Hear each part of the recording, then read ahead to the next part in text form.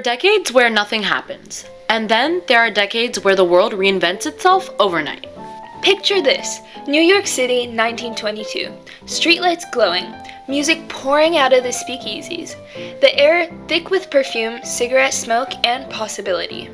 The newspapers call it the Jazz Age, historians call it the birth of modern America, and then writers like Fitzgerald, they saw it as a glittering mask, beautiful on the surface, but hiding something darker. Welcome to Velvet and Smoke, where we open new curtains to reveal the truths of our history. Today, we will inspect the elegance of the Roaring Twenties and ask, what was this decade really made of, and why did it end in a disaster? Tonight, one historian will guide us through the rise and the unraveling of one of the most dramatic decades in history. We are now welcoming Dr. Evelyn Marsh, who is going to give us insights on what the 20s were truly like. Dr. Marsh, I'm handing it over to you. The Roaring Twenties were a paradox. On one hand, you had unprecedented economic growth. America's wealth doubled in 10 years. Radios, cars, department stores, consumer culture exploded. And jazz was becoming the soundtrack of the nation, right? Exactly. Jazz came out of black communities and completely transformed American music. For the first time, youth culture led the way. Dancing, fashion, slang, everything felt new, liberated, alive. But it wasn't all glitter. Not at all. Underneath the parties were deep inequalities.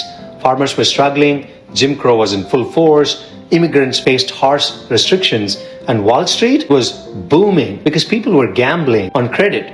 The 20s looked rich, but much of it wasn't real wealth. It was an illusion built on debt, speculation, and denial. Wow, that really is a puzzle. Thank you so much, Dr. Marsh. Imagine walking through a party in 1928. Gold dresses, pearls, a cocktail in every hand. People swearing that the good times will never end. But let's get some facts straight. Behind the curtains, the stock market is climbing at impossible speeds. People who barely have savings are borrowing to invest, and now everyone can get rich, the papers say. It feels like magic, like the future is promised. But there's something strange in the air. A quiet crack forming. Factories are making more goods than people can buy. Wages aren't rising fast enough, and the wealth, it's concentrated in the hands of very few. Still, the country celebrates. They dance faster, spend more, and believe harder. Because that's the thing about illusions. They shimmer right until the moment they shatter. When people think of the Roaring Twenties, they think of style, jazz, and rebellion. But what makes the era fascinating is how fragile it all was. It was a decade racing forward with no seatbelt. Innovation, yes. Wild optimism, yes, but also denial. Everything looked perfect on the outside and unstable underneath.